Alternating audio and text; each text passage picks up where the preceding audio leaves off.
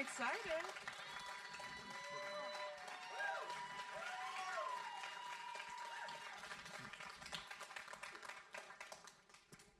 I am incredibly excited to get the opportunity to grill you about acting. No, but seriously, it is an honor, Patrick Stewart, to be able to speak with you at Vulture Fest amongst all these beautiful, very excited people. I love it. I know y'all ain't here for me, but as a die-hard Trekkie, I've got to say, watching The Next Generation as my mother would braid my hair at night is a sincere childhood memory I really cherish. Amongst the childhood that did suck, so that was a bright spot. But thank you so much for being here today and making time to speak to us and all these beautiful people. Yeah, there we go. It is a great pleasure. The only one thing that isn't a pleasure at the moment is the air conditioning right over my head. And I don't know if it's over yours as well, but it is cold up here. It is cool. And I'm very, very old. And I would hate just to collapse before this session is over. So if there's anything, and it's also, it's noisy too, you know. Other than that, everything's good. Perfect. That's mostly what I like to hear, minus the cold, obviously. We're here to obviously talk in large part about your memoir, Making It So, which I finished reading earlier in the week, and as you guys can see, I have tabbed it extensively. He's like, oh Lord, that's right, you're with a real journalist now. But, you know, maybe not everyone has read it, and so I'll, you know, give some fun tidbits as we get along into the questions. But one thing I really loved that I noticed in the book was you get very in-depth about teachers who really inspired you, teachers who really brought you to Shakespeare, like Mr. Dormand. And I was wondering if you can think back, when did your love of acting really begin? And was there maybe a specific performance or moment you can remember where that spark got ignited? There was, yes. I was 12 years old. I had not failed the 11 plus exam. I didn't take it. This was the exam which determined whether you were going to have an academic education or just sort of passing the time somehow somewhere else, and then going, well, we had two options where I grew up, down the mine, coal mining, or factory work. That's all there was. My mother, may she rest, a wonderful, wonderful, delicious person, worked in a weaving shed all her life. She was quite small, and I only went once to see, and thank you, whoever has just turned off the air conditioning. If this is the best thing that happens to me today, I'm content.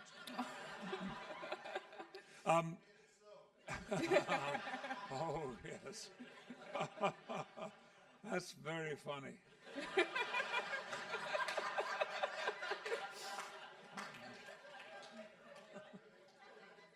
You know, I used to have a tough time at these events, but I've learned, thanks to my colleagues in Next Generation, who, if you've read the book already, you've already found the, we're not here to have fun, come on. It was entirely thanks to LeVar and Michael and Gates and Jonathan and Brent and Marina. Oh God, she would kill me if I left her off. Because they taught me that you can do good work, you can do profoundly serious work, you can want to change the world with your performance, but you can also have fun. And sometimes that element of fun is very important because it lightens the atmosphere a little bit. So there is always the potential for, you know, a wink and a nod. And so I have all those people who I love to this day just as dearly as I always did. And I miss them. Brent, or Brento, as I like to call him, he and I will be having a lunch or a breakfast this coming week because he's so busy. And I'm just looking forward to it so much. And my wife and I are planning a little party, which will be exclusively a TNG party. Ooh, I love it. None of you are invited. But maybe we'll make a film and you can buy it. Tell me to shut up if I just ramble on riffing. for too long. We're not rambling, But no, we're blame it on Jonathan and Brent and LeVar and Michael and all those people and Marina and Gates on them, because they're the ones that taught me to do this. No, but this is what people are here for. And they, of course, are Really? not here. Yes, they are here to hear you have fun, to riff, and then they will occasionally look over at me and be like, "Oh yeah, there's a journalist there asking questions." But I do want to hear about where that love of acting began and that spark. That was your question. That was my question. It's really important that you should do that, because I get scrambled, in my head sometimes. And I forget where I'm going or where I should have gone or where I've been. And that can be a little embarrassing. Yeah, my excuse though is usually because I'm incredibly high, but not right now. I am here. I'm just screwing with y'all. But but I like that this is a loose conversation. We don't have to be, even though we're talking about acting and things we very much care about and are important to us, obviously from different angles, we should have fun with it. That's what art is about in a lot of ways. I agree with everything that you said, but just so that I don't forget what that first question was, I'm going to answer it now. I was 12 when I appeared in my first play, and it was not my first time on stage. There had been a sort of historic presentation of our community. I'm a Yorkshireman. The saying about us is, you can always tell a Yorkshireman, but you can't tell him much. And that's true. Actually, no, it's not true. It's not true. We are very open, very sensitive people. But we are Yorkshiremen and proud of the fact that we're not Lancashire people. Not that I have anything against Lancashire people. Ian McKellen is a Lancastrian. Hey, there we go. And I love him. I love him. Yeah. So, anyway, let's go. I'm not putting it off. I know you're not. It just, my brain comes up with something else, and I just let's got to go down that road for a little while. But now we're back on the road again. This was, so let me explain about the community I grew up in. There was a population of about 9,000 in Mirfield, the town, which is kind of between Huddersfield and Dewsbury, which are two big industrial towns in the north of England. And they didn't expect or demand very much from their children, except that they were well behaved and that they had a good time. That was the most important thing. They had fun. And so there were 9 or a dozen different religious and semi-religious communities in the little town that I grew up in, ranging from, at the very top of the heap, no, sorry, let me re-speak that. At the top of the column, there was an Anglican institute, the Community of the Resurrection, it was called. And this was like a kind of Jesuit, only very Anglo-Saxon in that respect. And then it went through Methodists, Apostles, Salvation Army. My mother was a big Salvation Army fan, and I still am to this day, because of the good treatment that they gave her. So every one of these organizations had an acting group, a drama group, and they would put on, maybe it would just be a pantomime at Christmas time, or maybe they would do something in the summer, a comedy or a musical. But because everyone shared in this, you were not thought odd to be part of it, because it was one of the great entertainments of the community. So nobody was saying, who do you think you are, pretending to be an actor when you're just a stupid secondary modern school boy. That was never ever said at all. So my teachers of my school had a drama group. The headmaster, or rather the headmaster's wife, was the director of the group. And they were doing a production of a play called The Happiest Days of Our Lives, or The Happiest Day of My Life. I'm not quite sure which one it was. And it was set in a school. And I played a character called Hopcroft Minor. These were private, rather exclusive schools. They weren't like the school I was attending, or the masters and teachers I was acting with in this. I was cast as this character. It was only a small role, because I was 12 years old, which was exactly the age of the character. And I arrived early for the first rehearsal, which was to be in what was called the conference hall of my school, but it was actually where we had lunch as well. All the tables would be laid out and chairs, and then if there was a dancing class, which we did have in my school, then everything would be cleared away. And I went there early, and I went up into the wings, little steps that led up to one side, and then I walked onto the stage, alone, in an empty theater. No one there. And for the very first time in my life, I felt safe. Because I never had before that. I came from an unfortunate domestic life when my father came out of the army, and he had served for about 15 years. He was a very unhappy and frustrated man. So life was difficult in my home, and it could be frightening at times. But here on this stage, where I was not expected to be Patrick Stewart, but Hopcroft Minor, I was safe, because they couldn't do anything to Hopcroft Minor that they could do to Patrick Stewart if they wanted to.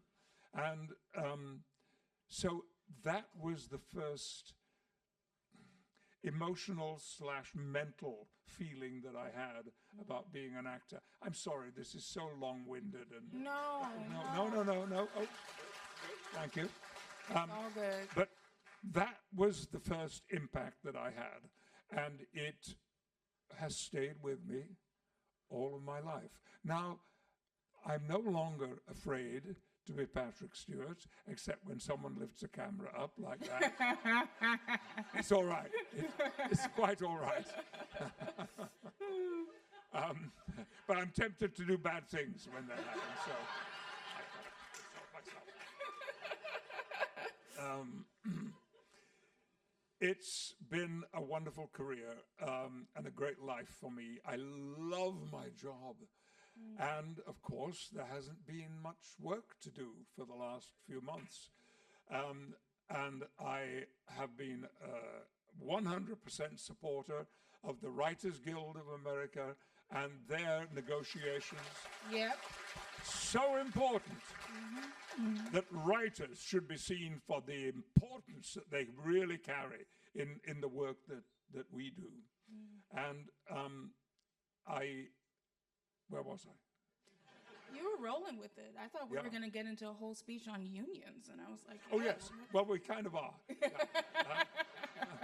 But, and then, of course, Screen Actors Guild and AFTRA also came out on strike, which they were absolutely right to do. Yes. And although I have not yet seen in detail what the agreement is at the moment, but we will be seeing it, I think, later today, I hope. Yeah. And I expect that it will be more than satisfactory, and that our negotiators have done a brilliant job for all of us.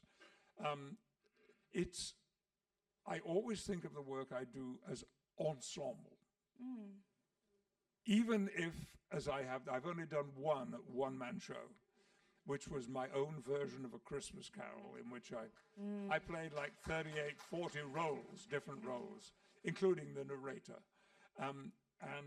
So how do I become an ensemble? Well, there were all those 30-odd characters who were all on stage with me, and all I had to do was to let them out when the time came. And it was something that I relished doing, but also my wonderful stage manager, stage director, coffee maker, who had everything to do with how I felt and how my work was received. Kate Elliott is her name. She's, thank goodness, still with us. And she was in the wings, and she would stand where I could see her, but the audience couldn't see her. And she would play with me. Oh, I love that. She would put on costumes and funny faces and hats and things, and I would laugh. And then, of course, I had to make the laugh part of the performance that I was doing. So it was very challenging. Okay, I'm going to shut up for about 10 seconds. This is for you, but I am going to fast forward a little into your career. It's the early 60s, and through the London Old Vic Company, you did an 18-month theater tour in a lot of places, Australia, New Zealand, Central and South America, that starred the wonderful and obsession of mine, Vivien Leigh, who's the star of Gone with the Wind and A Streetcar Named Desire, and an iconic, like you, performer on stage and screen. And I really loved how you described meeting her as an out-of-body experience, since, quote, I had never met anyone so famous, nor for that matter, so talented. And I'm curious, what is your most cherished memory of Vivien? Oh, there are so many. And I find myself immediately getting quite emotional when I think about this. The general manager of that tour, whose name was Douglas Morris, and who became known as Muggless Doris, was not a pleasant person. And he seemed to have decided that I was the one acting member of that touring company, led by Vivien, that Miss Leigh, that I was the one person in the company he could make fun of. And so he did. And one of the things that I particularly enjoyed saying was, like, for instance, because we were going to so many countries, we had to keep going getting visas and passports stamped and all of this. And so we'd be told between 10 and 12 o'clock we're doing this. And I would arrive, and then somebody would arrive after me, and he would take the other person first. And so I was continually being overlooked. And when finally I said to him, Douglas, can't you see me next? I've been here long. He said, when there's more than one person, we're doing this in order of billing, and you are at the bottom. Ooh. Damn. Not nice. No, that's kind of nasty. No. Why am I talking about him? Because he's an asshole, but no. Because of Vivien Leigh. Thank you. And we have that understanding. Vivien witnessed some of these moments, and I could see her tightening her face at this. She didn't like it. So I think she made a decision. I am going to compensate with Patrick for this other asshole. and she did. And it became a point, well, I do remember the day when I said to you, "Oh, good morning, Miss Lee, how are you?" And she said, "Will you please stop calling me Miss Lee? My name is Vivian." Vivian? I would freak out too. Yeah. And when we did 3 plays, Twelfth Night was the only Shakespeare. A play called Lady of the Camellias, which was about Camille, the Parisian. She was a prostitute who became very famous. And then we did another very modern play, which people hadn't heard of before. But in the Camellia play,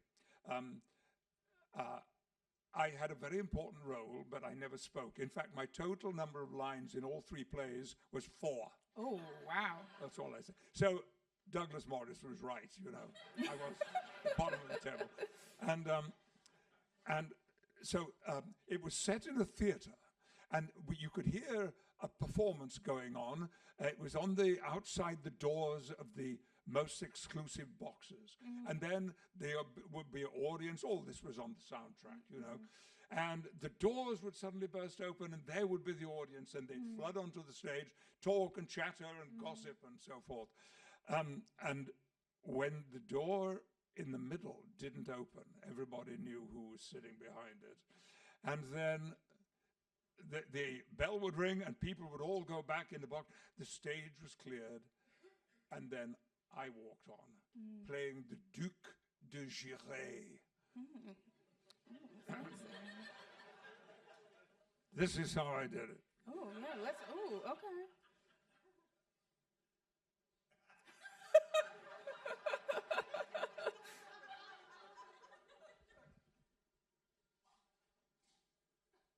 That was me. And the door opened, and there was Vivian, sitting in a white gown, beautiful lace white gown, and jewelry around her throat. And she had a white fur cape, literally made out of white feathers, not fur, feather cape over the top of that. And when she saw me outside her door, she would hold out her hand, and I would come in, take it, and give a respectful bow and kiss her hand, and come in, and then the doors, bang, would close. And the moment that the door closed, Vivian would say, "All right, Patrick, now sit down and tell me, what have you been doing today?" Because we couldn't get off. I had to wait until the curtain came down for the end of the season before we could, because there was only one way off, which was to come out back through the doors. And so we had 5 or 6 minutes, just the 2 of us, sitting in the semi-darkness with her saying, "Tell me, what did you do? You went to the beach. Good. Was it nice? Was it exciting? Did your body surf?" So Vivian Lee and I had these conversations. And she made me feel not only respected, but important. That's really beautiful. Because I was a member of her company. And she really looked after us. I remember us one night, there were so many fancy parties, especially when we were doing our South American tour, because we were just 1 week in each city, and I think we did 8 cities, beginning in Mexico City and ending up in Rio de Janeiro. And where was I going with this story? I can't remember. Fun parties, Vivian Lee, probably something fun happening at a party. Oh, yes, that's right. Yes. Thank you. You're very good at this. It's great. There would be, and we arrived at one huge mansion where the party was being hosted, but it was after a performance. So it was probably 10:30 going on 11 o'clock when the company arrived there. And there were maybe another 100 guests and a huge dining room laid out. And then we were told that, and now we've all got to go into the main hall because there are going to be some speeches and welcoming introductions. And Vivian said, because I heard her say this, what about our dinner? See, that would be my question. And they said, well, yes, but that's coming up. It's all ready, and I'm sure you're going to enjoy it. But we've got to go through the speeches first of all. And she said, if we don't start the dinner in the next 5 minutes, we're all leaving and going to the nearest pub. That was the person she was. I love that, but what I really like with hearing you talk about Vivien Leigh is she seems to be a really good example of a star who's gracious and cares about her fellow actors and is involved in that sort of collaboration rather than kind of distancing herself just because of her, her stardom, her reputation, her life. And I think that's a really beautiful lesson we can all take. You can be hot and nice. Yes. She did have an illness. She was bipolar, right? Bipolar. Yeah. And this could create problems, but we were all sensitive to it, and everybody, because everybody adored her. But one day at the curtain call, another leading actress whose name I respect her enormously for her work, but she made some poor decisions. And one of them was that as the whole company bowed, she said something to the person on her right-hand side about Vivian, which Vivian heard. Oh, no. Yes. Ooh. And Vivian had just been presented with a beautiful bouquet of flowers, and she turned to this person and said, "What did you just say?" and Vivian hit Vivian! Oh my God! I'm sorry if that changes your impression. Oh no, it makes me love her even more. I like a spicy broad. I do. I really do. Kind of switching it up a little bit, although anyone in the audience will know why my brain went to this question. You discuss in the book seeing the 1954 Eli Kazan film On the Waterfront as a 14-year-old when it was released, and you wrote, "The naturalism and emotional power of that moment hit me in ways I couldn't fully comprehend." You write about the iconic could have been a contender scene as well. Why did that film and its performances, like that of the lead Marlon Brando, hit you so hard? And how do you comprehend its effect on you today? Because those people that I saw on the screen were my people. The same kind of ordinary people. The scene was set in a dockside community. And that's where most of the people worked, if there was employment for them. And I had never seen such naturalism. I loved the cinema movies, and I was crazy about Technicolor. And when I showed up for this area and I saw the photographs outside, it was in black and white. I thought, oh, Lord. It was a Monday night, and I really thought I needed. But I'd been reading something about Marlon Brando and Rod Steiger and Elia Kazan, who was directing it. And so I watched it, and it changed my life. I went back twice more that week. The third time, taking my mother, who, bless her heart, really didn't know what was going on in this film at all, or why I kept saying, "Isn't that great? Isn't that wonderful? Don't you love that?" And but there was a payoff to all of this, because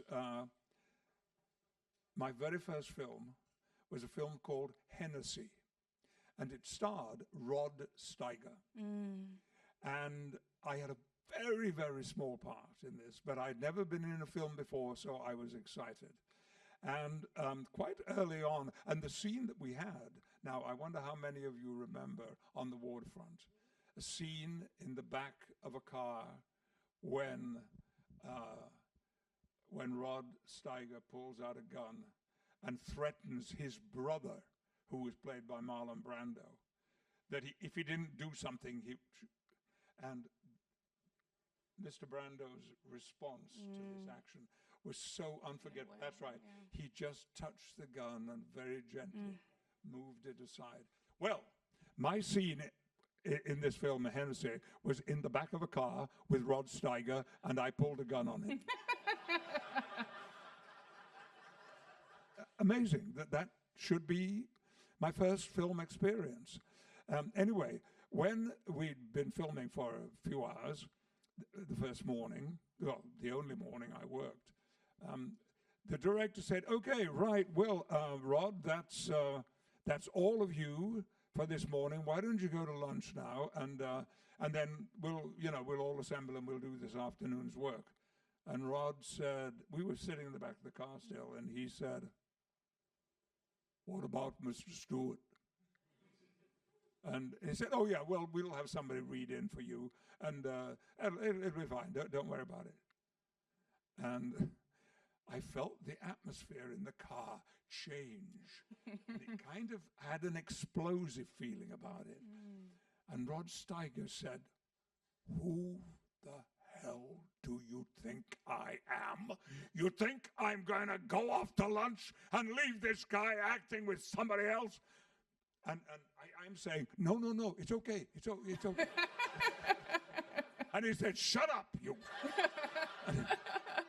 And so he stayed, and he did all of his off-camera lines, and he did everything. And when it came to lunchtime, and I was wrapped, and he wasn't, he said, "What are you doing for lunch?" And I said, "I don't know. What do you do for lunch on a film set?" He said, "Oh, all right, that's where you get your lunch over there. That's my trailer. Bring your lunch to my trailer. We'll have lunch together." And we did. And the dear man let me ask him question after question. Because I thought this may never happen to me again. Never will I be in the company of a man who wants to talk about his job. And right at the end of this, he said to me one of the most important things that has ever been said to me as an actor. He said, "Oh, Patrick, by the way, you should remember, the camera photographs thoughts." No one had ever even hinted at that to me before. Words were all I cared about. Blah, blah, blah, blah, blah, blah, blah. Not thoughts, not thinking. Well, of course, he was right. And if you watch, if you haven't seen any of Rod's earliest work with the other legendary method actors that he worked with, then I do recommend them. There's a title of one which I have forgotten, but if I now forget it, it will come into my head shortly. So, It's funny, you actually teed up my next question, because I was really taken by that mention in the memoir that the camera photographs thoughts. And I was wondering, after learning that, how did that affect your acting philosophy and approach to working with the camera versus being on stage? It was a long process, a slow process, because it meant I had to experiment. And sometimes I was not always working with directors who wanted me to take a little bit more time than I'd been taking and think about things, and maybe not always just fall back on the language, on the words. And I'm still doing that. But I've been, of course, like the rest of the lucky ones in the world, I've been watching a lot of television in the last 2 years. Well, and before that, because of the COVID virus. And there is a change in the way young actors are working. I wonder if you have become aware at all. I first encountered this a few years ago on a stage, on a set, where I was filming with a very, very talented young actress. And I had to say, "I'm really sorry, excuse me, but could you say your lines a little louder? Because we've got a scene, and I can't hear what you're saying." Because she was talking like this, that kind of level of voice, which, of course, because these things they would pick up. But the person she was playing the scene with couldn't hear what she was saying. So there is this reducing the volume and the drama and so forth, but not the speed. So it's getting quieter and faster, wow, do I need, teleprompts on the bottom? So there is this new thing happening, and I am looking forward so much to my next job, because I haven't done any acting for maybe 2 years, 2.5 years. And I want to put this, I will first of all talk to younger actors if they're aware of this change that is happening to them. And if so, have them talk to me about it. Then I want to have a go myself. Yeah, that's really that's really fascinating. So I'm gonna switch gears a little bit because I gotta talk about some Star Trek. I gotta get some Star Trek in. Because I have you here, and I may never have you here again, Patrick. I hope not. I'm really liking this conversation. I don't know if we'll ever be in the same room again, so might as well put my nerd cap on and have some fun, right? So I want to talk to you about your first proper Star Trek The Next Generation audition.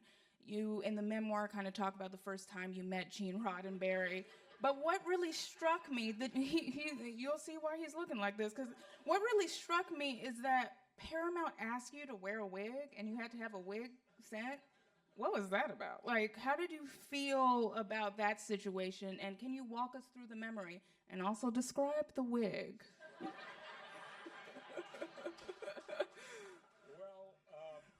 In fact, there were several auditions, and the wig moment arrived just before the last one. Oh.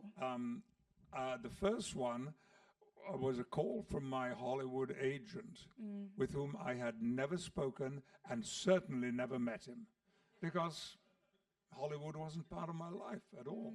But he had a relationship with my London agents, and so that was fine. And one morning I got this call, and he said, "Patrick, it's Daniel, it's your agent. Okay, I got 2 questions for you. First of all, what were you doing at UCLA last night that I didn't know about? And why would Gene Roddenberry want to see you an hour from now at his home?" And I said, I have no idea. Last night at UCLA, I was helping a professor friend of mine with a lecture that he was giving, by performing illustration. And he said, "Okay, yeah, I understand that. Well, here's the address you've got to go to. Be there in an hour. Don't be late." And off I went. There were 3 men in the room waiting for me, including a man called Robert Justman. And I learned later, some time later, that it was Robert Justman who had been in the audience at UCLA that previous night and had seen me and had come back and called up Gene and said, we found I think our captain. This is the man we should have. And really, they said, and Robert had been a producer on the very original series with Bill and Leonard and those guys, and he sent me. There was no car or anything like that sent to pick me up, but so I got there, I drove there, and I found it, and I went in, and something felt wrong right away. This big guy, Gene, was a huge man, sitting in a chair, and he started to get him. Then I thought, "Oh, bugger it, I'm not getting up." And he asked me a couple of questions, and then the other 2 guys, including Justman, asked me much more interesting questions. And then Gene said, "Okay, thanks very much for coming in. It's good. Thank you." And it was over. It lasted 7 or 8 minutes. Damn. This interview, and I got out, and I thought, "Oh well, that's another one. Hits the dust. No problem for me. I've never heard of Star Trek anyway." That was true. I had never heard of Star Trek. I had to ask my children because I knew they would have done, and they were the ones who set me up for the other auditions that came, because there were more, and each time there were more people at the audition. And the last one was, I'd been there to do an audition. I'd flown back to England,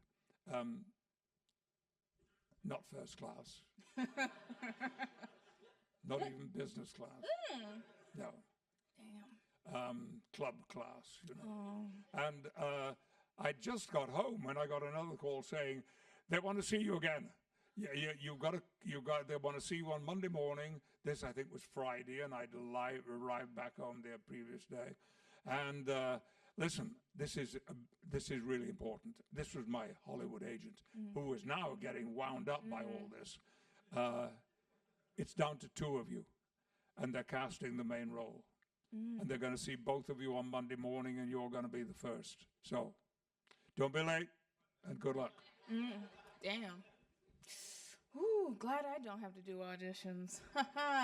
And by the way, the story isn't over because you asked about the hair. Oh, yeah, I want to hear about the wig. Hairpiece. Yeah. I think wig is a little bit too coarse a term. For hairpiece. Hairpiece. Hairpiece. And they called me up on the Saturday evening and said, Patrick, do you have a hair? You've got to have a hair. And I said, yeah, I've got one. And he said, could you bring it, wear it to the audition? And I said, it's in London. I left it behind. I didn't know I needed it. Oh, damn. They said, listen, can you call British Airways or talk to them and see if... So I did, and they flew my hairpiece. Wow. Did the hair get first class? Yeah, did they what? Did the hair get first class? Maybe the hair did.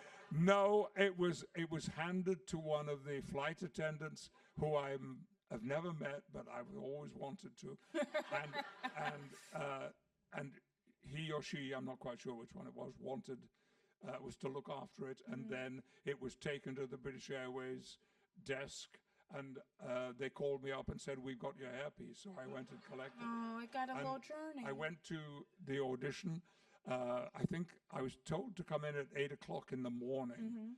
I by then wasn't used to the fact that Hollywood started work even earlier than 8 o'clock in the morning. And I had,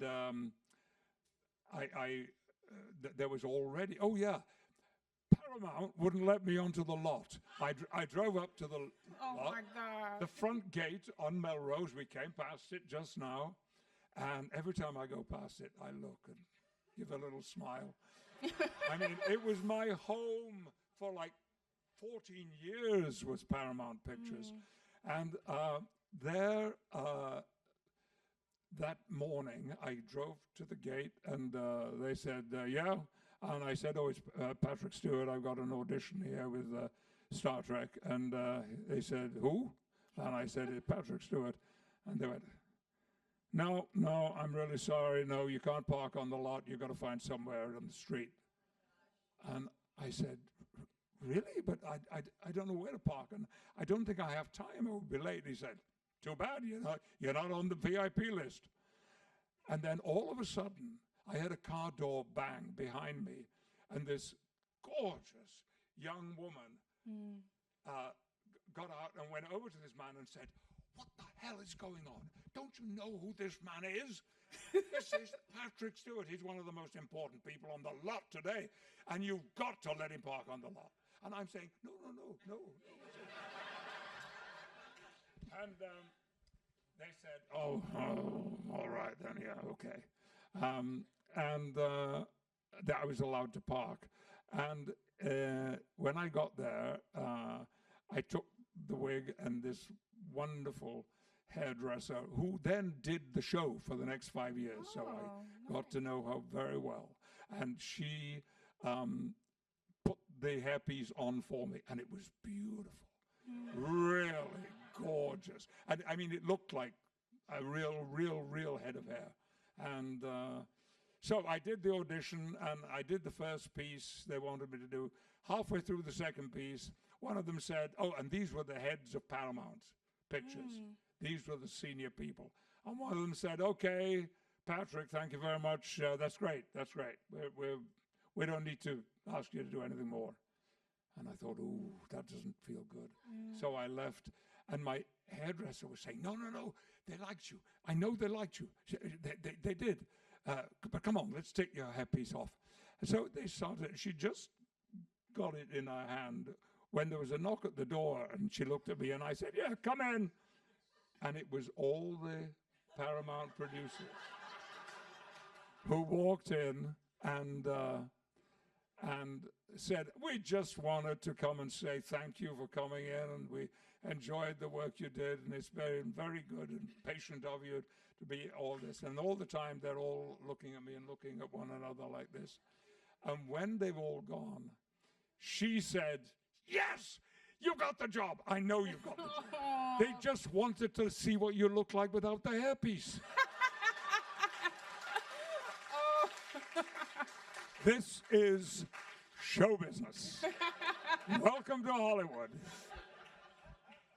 One of the interesting anecdotes in the memoir that I was surprised about is you discussing Ian McKellen, your good friend, someone you met at the Royal Shakespeare Company, albeit you guys never worked in the same show and became deeper friends later, but he advised you not to take the role of Jean-Luc Picard and because it would have you leave the theater momentarily for television. What convinced you to take the role despite this advice?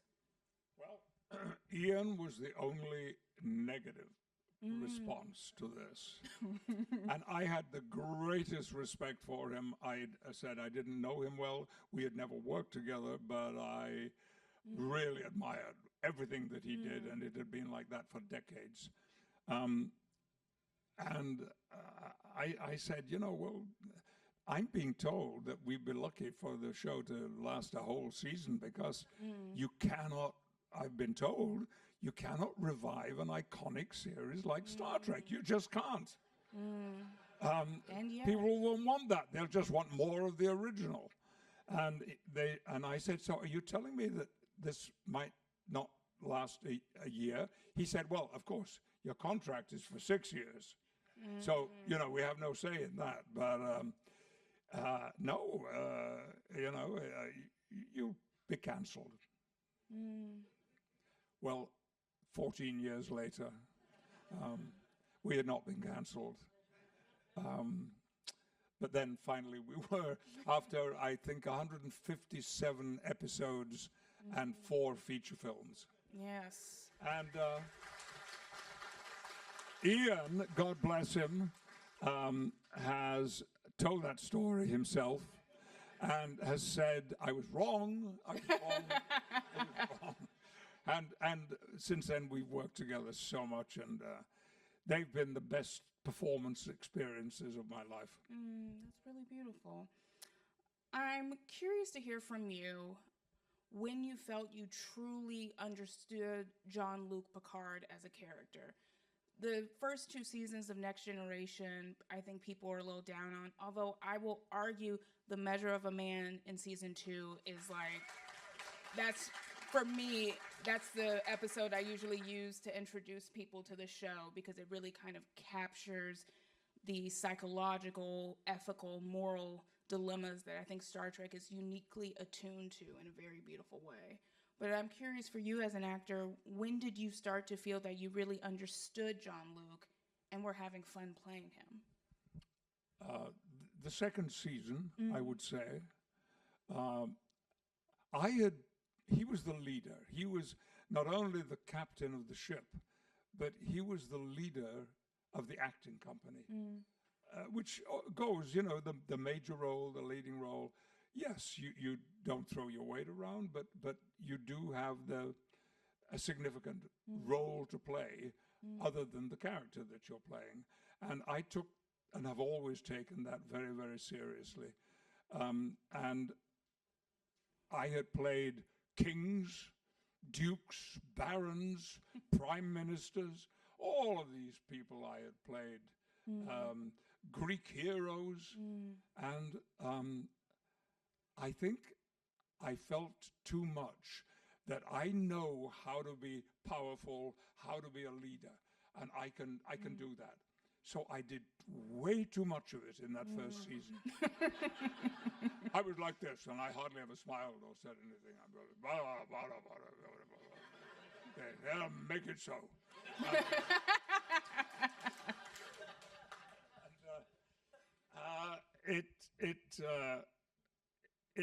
I was disappointed. I watched every single episode. I think there were 24 in season 1.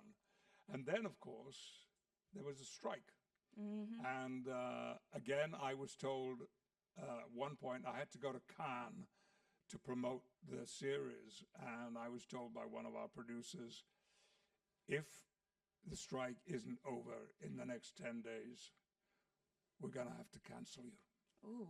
And I said, really? Oh, because by now I'd spent a year working hard and filming it and making a living too, which was not uninteresting.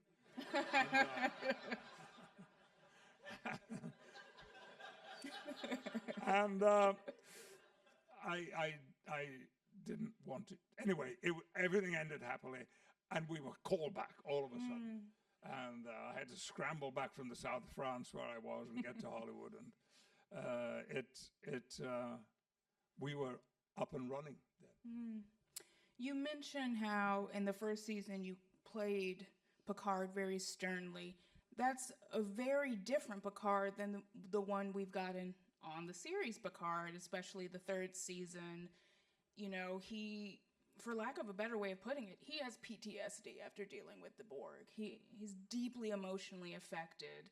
And then there comes the knowledge in this third season of his son with Dr. Beverly Crusher.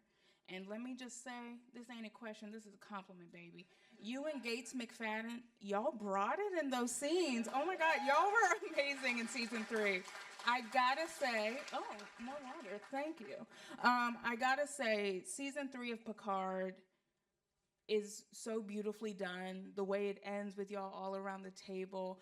I would love to hear from you, what drew you back to playing Picard alongside the entirety of his crew? And what was it like getting back on that specific bridge, being around those people in this professional context? It was the acting challenge. At first, I had said, no, guys, thank you very much. But I think I have said my last as Jean-Luc Picard. I don't think there's anything more to say. 157 episodes, 4 feature films. Thank you, but I have to pass. This was Akiva Goldsman and who was the other producer who was with me there? I can't remember. It'll come to me.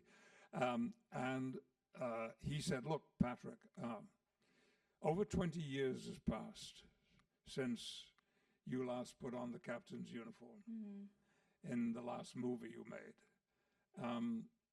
What's happened to you in your life in those 20 years? And I rolled my eyes and said, oh, so much. And he said, exactly. And do you feel like a different person than you did then? And I said, yes, in many respects I do. And he said, that's what we want to show. We want a different Picard, a new Picard. Yes, he's the same man, and you're in that body, but he is not the man from Next Generation. He is changed, and the PTSD, of course, was absolutely accurate. He had problems, and he was at times very insecure, which we rarely saw. That's very true. And usually if he was insecure, because there was a female around.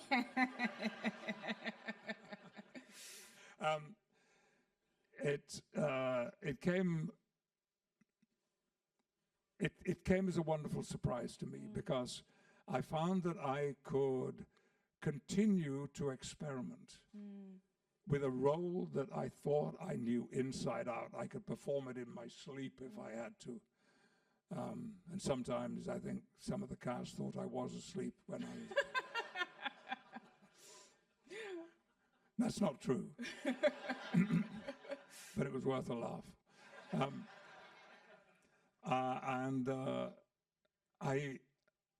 It was challenging. There were scenes that I had never played as Jean-Luc Picard. That was all I needed.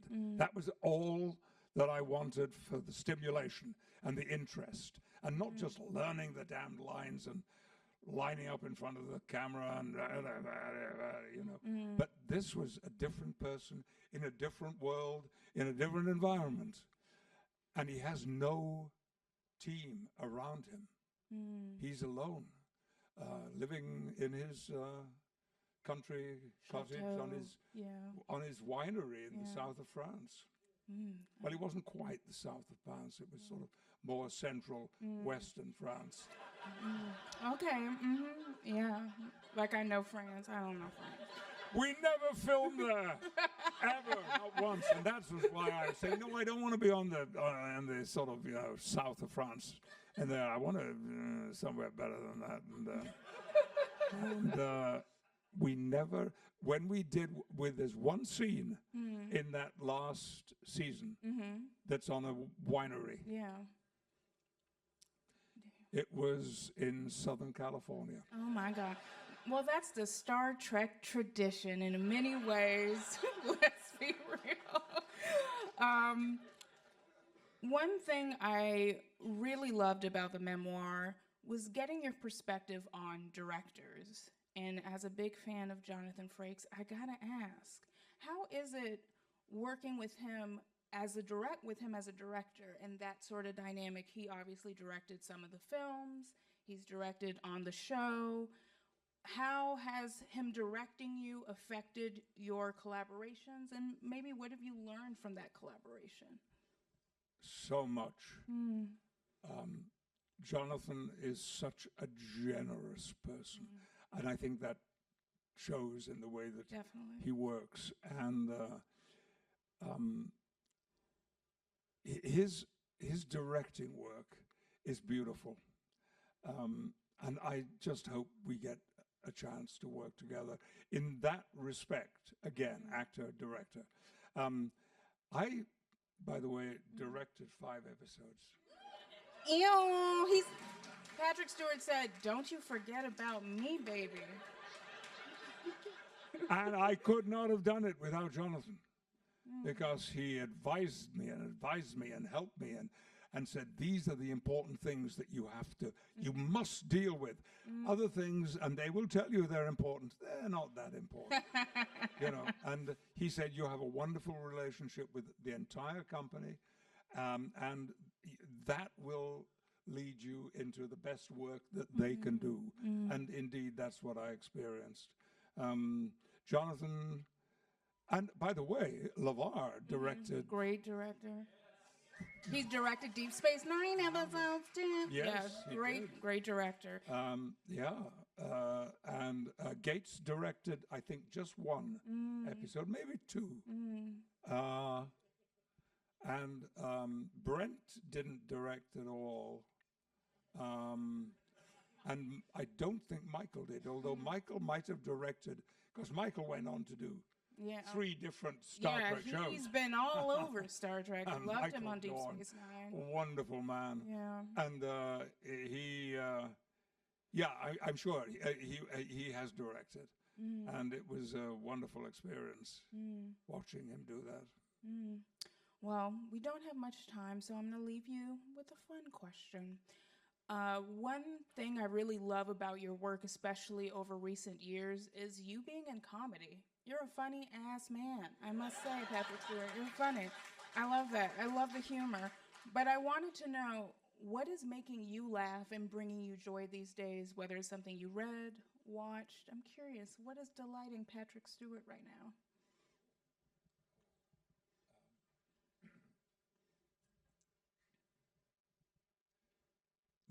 There's not a lot that I watch for it being comedy, though there is a lot of interesting comedy available at the moment, and very different genres of comedy as well. I found that as I've got older, I have enjoyed hearing an audience laugh very, very much. I've heard audiences sob and weep and cry and groan, and some of the things that I've done have been depressing and anxiety making. But when there's comedy, I have a different relationship with it, and I love it, and I love being funny as being an objective. And I like very natural comedy. I like comedy that appears to be absolutely real. Not. I don't like farce. I don't like kind of face pulling. Although I do quite a lot of it. I'm sorry. Probably because I don't get to do it, on film or television. So I do it in front of you lovely people. Aw, that's such a sweet thing to say. And I think a really nice note to end on. Although there's a million more questions I would like to ask you, I am looking at that clock, baby. So I just want to say thank you so much for making time to speak with me and to all of us. This has been a very wonderful experience. Thank you. Sincerely. This has been amazing.